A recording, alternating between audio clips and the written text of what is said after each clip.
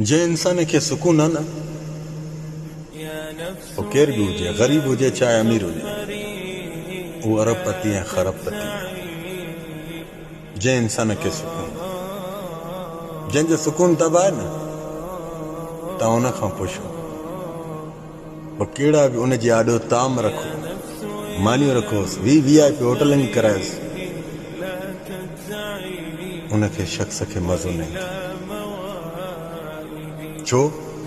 उहो शख़्स जंहिं टाइम गुनाह में पियो वञे न, रब खे न पियो सुञाणे। हिनखे उहा ख़बर न आहे त मुंहिंजो सुकून अलाह वटि आहे, रब पाक वटि आहे। मां जेके इहे हरकतियूं कयां थो, इन सुकून खे अलाह पाक पंहिंजे क़रीब कंदो। बाद में उन सुकून जे लाइ केतिरो तड़पणो पवंदो आहे। जेके बेसुकून थिया हुआ उन्हनि खे ख़बर हूंदी, उहो तव्हांखे ॿुधाईंदा त वाक़ई शेख ज़ुबैर जी ॻाल्हि सही आहे।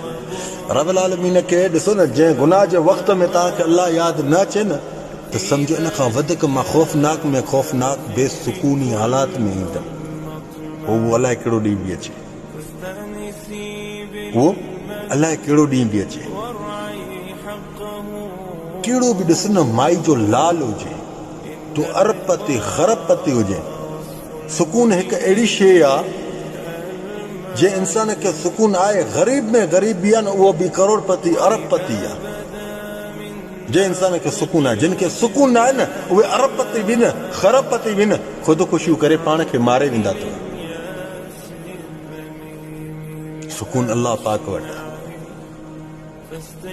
सुकून कहिड़े वक़्त में तबाह थींदो आहे? छो त इंसान ॿिनि रुपए जे करे गुनाह जी हालात में गिरंदो वेंदो आहे, गुनाह में वेंदो आहे।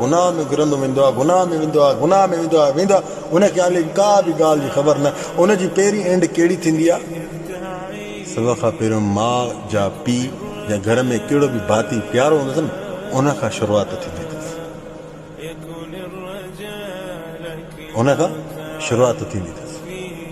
पोइ उन इंसान जो सुकून कंहिं जाइ ते अटकियल हूंदो आहे, उहो उनखे वापसि न मिली सघंदो।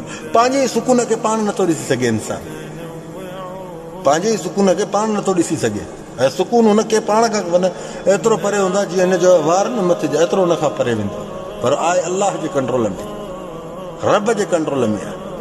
ख़ुदा जो कसम यकीन रखो न, उहे इंसान बि मां अखियुनि सां ॾिठा जिन सुकून जे लाइ वॾी माना जिदोजहद कई, उमरा कयनि, मदीना ॾिठा, करबला घुमिया, मां त चवां तुरसीना पहाड़ ते विया, न छॾनि अलाह जी का कुंड।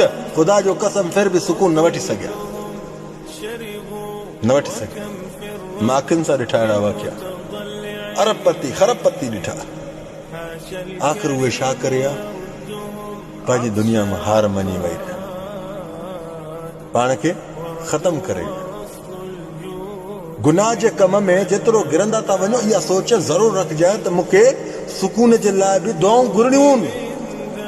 छो त गुनाह में इंसान जेतिरो करीब ईंदा न, त वापसी जो पंधु एॾो ॾुखियो लॻंदो अथई, वापसी जो पंधु माना सम्झे थो न, माना सुकून जे लाइ तलब करणु, सुकून जे लाइ दुआ घुरणु, माना एॾो पंधु करणो पवंदई। ख़ुदा जो कसम भले तव्हां करे ॾिसो, जेकॾहिं यकीन नथो चओ, को वक़्तु ईंदो त चवंदा त शेख ज़ुबैर जी ॻाल्हि सची हुई, जेका इहा ॻाल्हि अल्लाह पाक जेका फरमाई आहे न, त सुकून खे अरबी में चइबो आहे सकीन। मां इहे 2-3 दफ़ा चई चुको आहियां, सुकून मां रब वटां गुनाह जे वक़्त में मूंखे विसारे थो, मां उन वक़्त में तोखे ॾिसणु छॾे ॾींदोमांइ जंहिं वक़्त में घणी तोखे मुंहिंजी ज़रूरत हूंदी आहे, घणी तोखे मूं रब जी ज़रूरत हूंदी आहे। यादि रखो, गुनाह जी पैरवी जेका आहे न, सॼी शैतान इब्लीस जी अथई। जंहिं शैतान इब्लीस खे भाउ बणाए थो न, इहो शैतान इब्लीस तुंहिंजो सुकून तबाह ऐं बर्बाद कंदो। उन वक़्त में तुंहिंजे आॾो कननि ते हथ रखी ॾंद कढी तुंहिंजे आॾो वेचारा कढनि था, पर रब पाक तोखे मन पंहिंजी ग़लतियूं सदाऊं ॾियाराईंदा आहिनि। जेके तूं ग़लतियूं करे आहीं, उहो शैतान इब्लीस जे चवण ते लॻे, शैतान इब्लीस जे चवण ते गुनाह जे रस्ते खे पकड़ी, पर यादि रखिजां उहो ई शैतान इब्लीस तुंहिंजे आॾो ॾंद कढी तोखे खिली ॾेखारंदा, फिर बि तोखे उहो नज़र न ईंदो आहे। छो त हिन महिल बेसुकूनी में आहे, तूं बेसुकूनी में आहे। जॾहिं सुकून हुई त शैतान जे कॾहिं वञे पियो, जाॾे शैतान तोखे वठी पियो वञे पियो, 2 रुपए जे करे या कंहिंजे पैसे जे करे या कहिड़ी बि मन ॻाल्हि जे करे। हिनमहिल सुकून तबाह थी त हाणे थोरो पंधु बि कर न, अलाह खां तौबा ता अच, मथां को वक़्तु अची वञे जो अलाह राज़ी थी वञे। पर यादि रख, सुकून अथई न त घणो कुझु आहे। जेकॾहिं सुकून अलाह बर्बादु कंदो आहे न त माण्हू ख़ुदिकुशी बि करे हलिया विया अथई। इहो ज़रूरु सोचे रखिजे। मथां तकबर ऐं अना में हुजे, जंहिं तकबर ऐं अना कई उहे ई ज़लील ऐं बर्बाद थी विया। जज़ाकल्लाह ख़ैर।